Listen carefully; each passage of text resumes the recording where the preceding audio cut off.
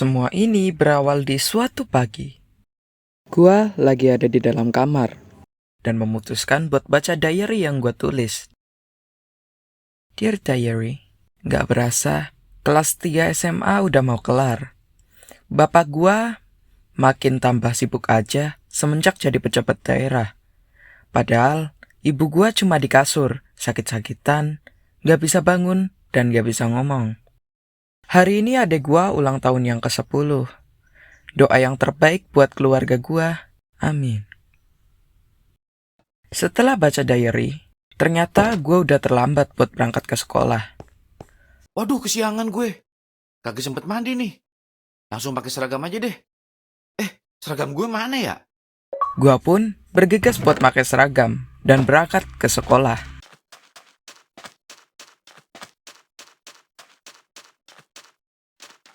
Pas udah hampir sampai sekolah, gua lihat ada 2 anak di pinggir jalan. Woi, lu pada kagak sekolah? Emang boleh jam segini masuk sekolah? Mending mabar gak sih? Yoi, sini aja bro, nongkrong bareng kita. Nggak usah sekolah. Mau mabar? Oga ah, gue mau sekolah aja. Biar bisa nyalek. Deh. Karena gua nggak mau bolos, gua pun tetap masuk ke sekolah, walaupun udah telat. Jam 3 sore, waktunya gua untuk pulang. Baik anak-anak, pelajaran hari ini saya cukupkan sampai di sini dulu. Jangan lupa kerjakan PR kalian di rumah ya. Oh iya, sekarang ini sudah musim hujan loh, jadi kalian jangan main jauh-jauh ya. Kenapa? Karena menurut ramalan cuaca, daerah kita adalah daerah rawan banjir. Oke? Baik, itu saja. Terima kasih. Selamat siang. Selamat siang, Pak. Tapi sebelum pulang, gua mutusin buat ngobrol dulu sama beberapa temen gua. Kamu mau ikut nggak? Emang kalian ciwi-ciwi pada mau kemana nih? Kita mau nonton bioskop. Ikut yuk. Ya, maaf. Aku nggak bisa ikut. Aku harus jagain ibuku. Dan hari ini kan adikku ulang tahun. Cie, kamu berbakti ya. Salam buat adikmu ya, dan semoga ibumu cepat sembuh. Oke, aku pamit duluan ya. Dah. Semua nampak normal, sampai semua berubah pas gua ngomong sama Dani. Buku gue mana ya? Bro, tolong cariin buku gue dong. Lupa gue naruh di mana. Gua pun bantuin nyari bukunya, dan gua sedikit bingung. Buku apaan nih? Ritual mengabdi setan. Ngapain Dani baca buku ginian? Gue tanya orangnya aja deh.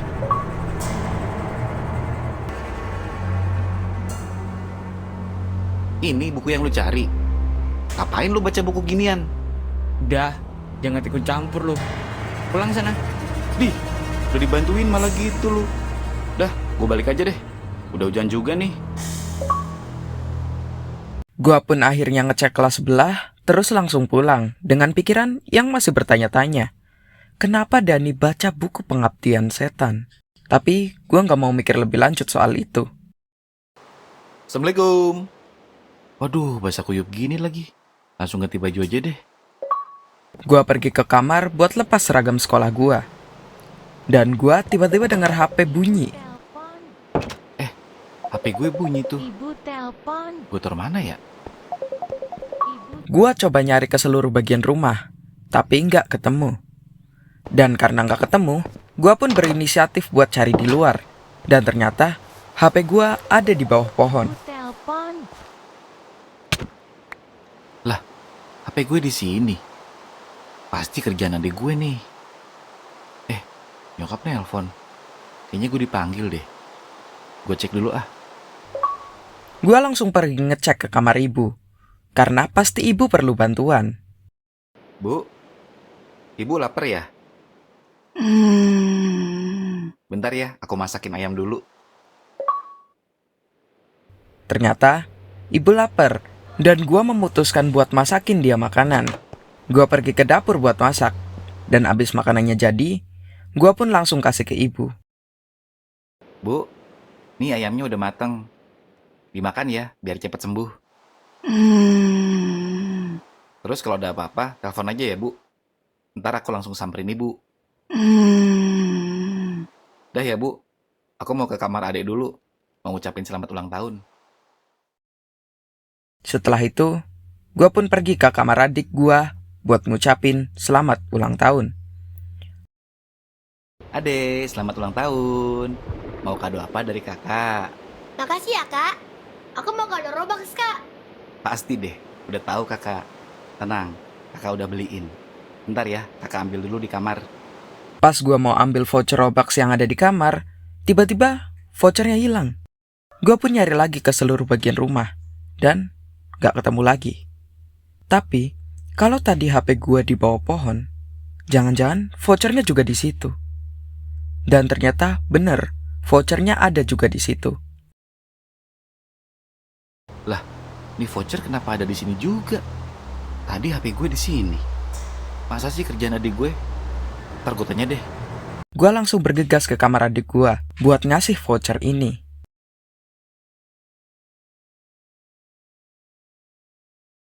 Nih Robuxnya. Makasih ya, Kak, Robuxnya. Sip, sama-sama. Kamu ngapain kakak ya? Naruh HP sama voucher Robux di bawah pohon. Enggak, Kak. Beneran deh. Lah, terus siapa dong? Nggak tahu, Kak. Udah aku mau main Roblox dulu. Yaudah deh, kakak juga mau rebahan dulu di kamar. Capek.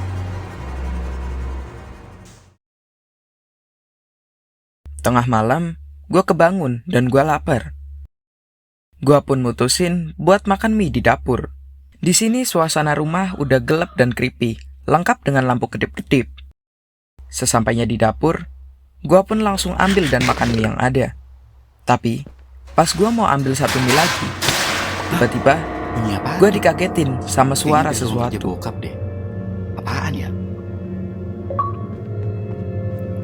Gua pun ngecek ke ruang kerja bapak, dan gak lama, Astagfirullah. Siapa yang mecahin kaca? Gak ada siapa-siapa di luar. Bokap gue masih molor aja lagi. Kagak denger apa suara kenceng kayak gini. Bodo amat dah. Gue tidur lagi aja. gua pun balik ke kamar, dan baru aja gua mau balik tidur, ibu gua nelpon. Ibu telepon. Waduh. Ibu nelpon lagi. Kebangun gara-gara kaca pecah tadi nih. Gue samperin dulu deh. Gua langsung bergegas pergi ke kamar ibu. Tapi, Bu, ibu udah bisa bangun, Bu.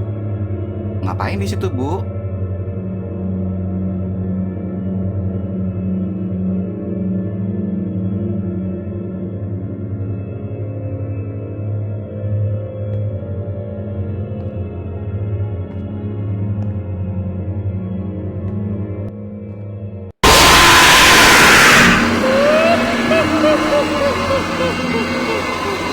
gua kaget banget karena kejadian tadi.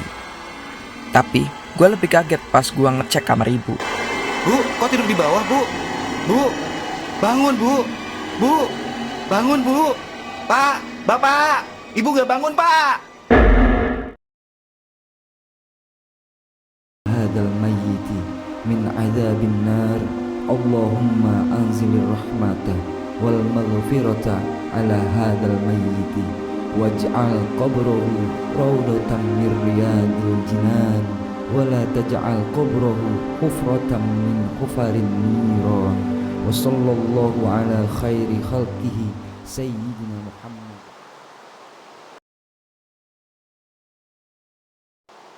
Baru kemarin Ibu dimakamin. Hari ini udah mau kerja aja, Pak. Emang gak bisa cuti apa? Atau digantiin sama Om Rudi? Dia kan besti Bapak. Bapak dan Om Rudi harus rapat. Ini buat ngurusin masalah banjir di daerah kita. Kamu lihat tuh, baru hujan sebentar, urusan Gunung Payang udah banjir. Kalau kalian masih sedih, dah di rumah aja. Gak usah sekolah. Keluarga kita yang lain belum bisa ke sini. Daerah mereka udah banjir duluan. Jadi belum tahu kapan mereka bisa ke sini. Ya udah deh, Pak. Aku di rumah aja sama Adek. Ya wes, Bapak berangkat ya. Assalamualaikum. Waalaikumsalam.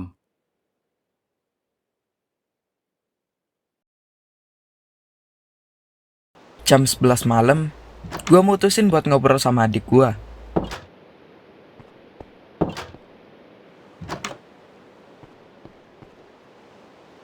Kak, udah jam segini, bapak kok belum pulang ya? Ya juga ya. Paling bentar lagi juga pulang kok. Ibu telepon. Ibu telepon. Dek, kok ringtone ibu? Kamu ngeprank kakak ya? Enggak, Kak. Loh, coba kakak lihat HP dulu di kamar. Gua ngecek ke kamar dan Ibu telepon. Bener ibu nelpon. Ibu kan udah. Paling bapak pulang kali. Gue cek dulu deh ke bawah. sesampainya di kamar ibu, tiba-tiba ada HP ibu jatuh. Gua kaget dan cukup merinding. Tapi gua mau balik aja ke kamar. Itu bapak pulang. Ternyata pas gua buka, itu Pak RT. Assalamualaikum. Pak RT. Waalaikumsalam pak. Ada apa ya pak? Malam-malam gini. Kamu kenapa ngos-ngosan gitu? Enggak apa-apa pak. Kenapa ya pak? Gini, Bapak mau info. Kamu yang sabar ya. Innalillahi wa innalillahi rojiun. Bapakmu kecelakaan dalam perjalanan pulang dan meninggal di tempat. Hah?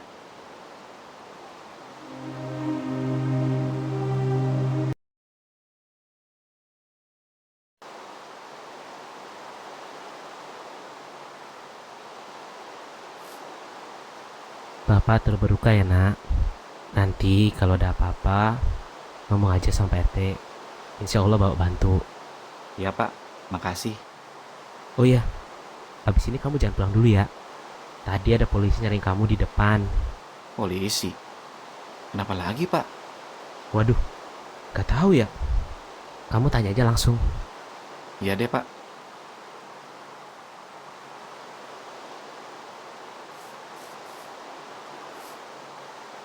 Om turut berduka ya.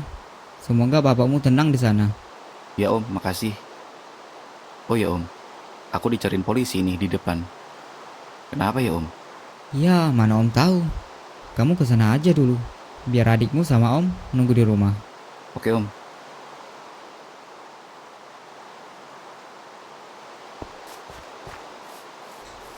Gua dicariin polisi, tapi gua nggak tahu ngapain polisi cari gua.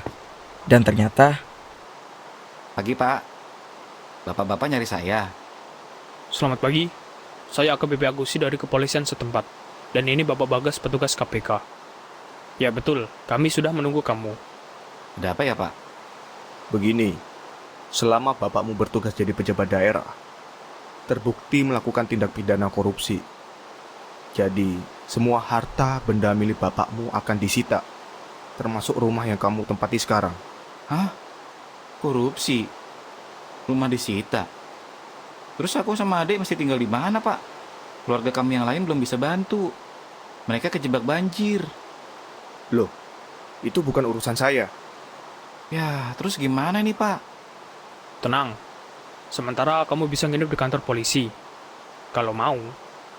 Atau nginep di rumah Pak RT. Kantor polisi? Gak deh, mending aku ke PRT aja. Ya sudah, cepat sana kamu pulang beres-beres. Sebentar lagi polisi akan nyegel rumah kamu. Ya, oke deh pak. bapak gua korupsi dan rumah kita disita. Gua bingung harus gimana, tapi ternyata masih ada solusi.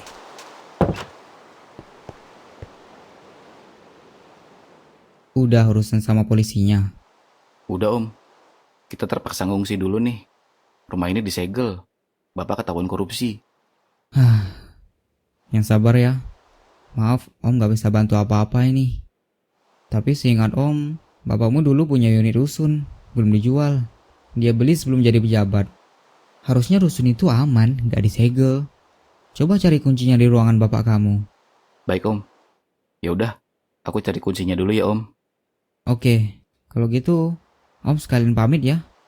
Ya om, makasih.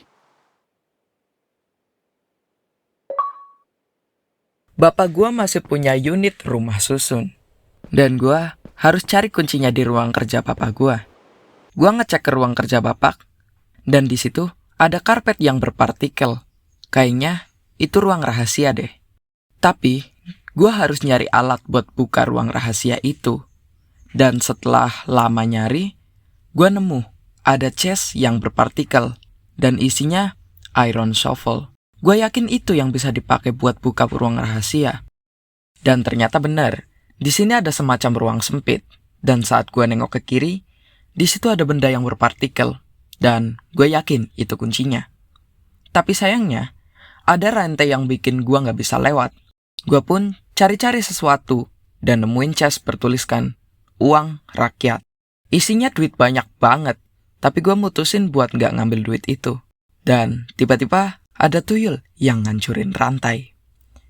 Dan gue langsung tahu itu rantai yang mana. Dan bener aja, rantai yang tadi ngalangin gua udah hilang. Jadi, gua bisa ambil kuncinya. Karena gua nggak bisa keluar lewat jalan tadi, gua pun harus nyari jalan keluar yang lain. Dan gua nemu ada pintu. Ternyata, jalan itu nembus ke bawah pohon tepat di mana barang-barang gua ditemuin.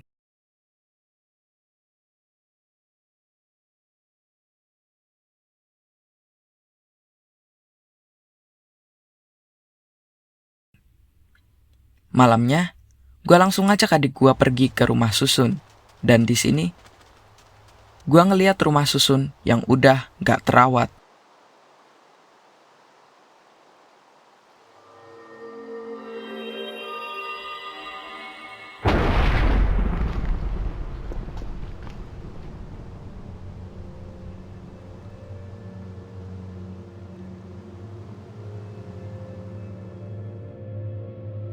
Kalian ini gimana sih? Penghuni rusun pada ngungsi kebanjiran, kalian malah ngungsi ke sini. Ya, mau gimana lagi, Pak? Ngomong-ngomong, makasih ya, Pak, udah bantuin kita pindahan. Ya, barang-barang kalian juga cuma dikit kok. Ya udah, Pak RT pamit dulu ya. Mau bantuin penghuni lainnya kebanjiran. Assalamualaikum. Waalaikumsalam.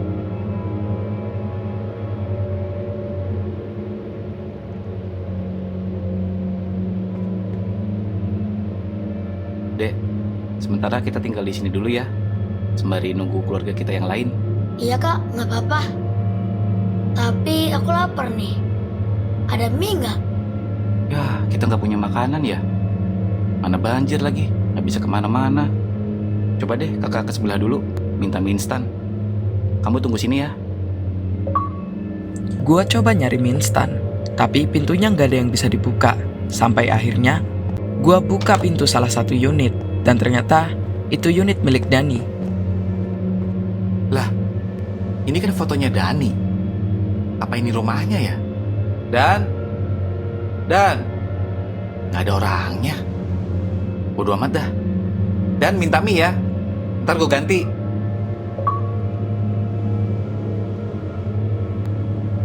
Di situ, gua cari di segala penjuru unit. Tapi bukannya nemu mie, malah nemunya buku ritual.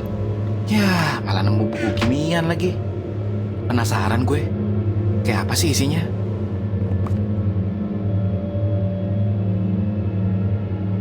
Dan di sini tertulis pendaftaran di unit 205. Gua pun langsung pergi ke unit itu. Siapa tahu di situ ada orang yang bisa gua mintain mie.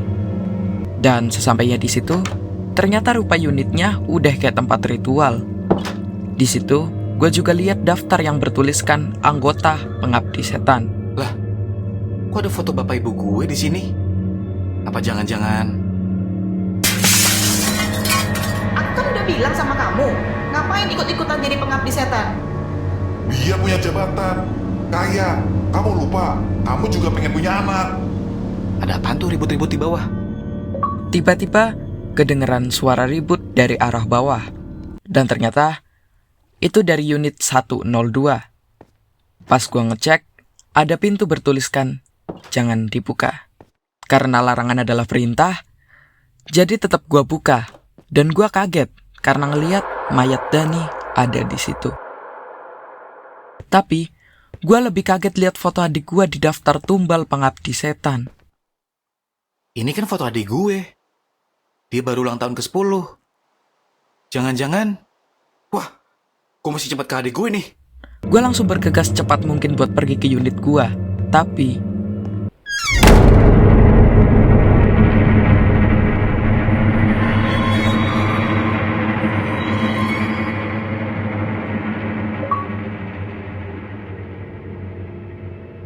gue coba cari jalan masuk lain, tapi di sini gue butuh sebuah pickaxe. Gue cari pickaxe itu di segala penjuru rusun, dan akhirnya gue nemu juga. Nah, gue langsung bergegas ke jalan masuk tadi dan berhasil masuk. Tapi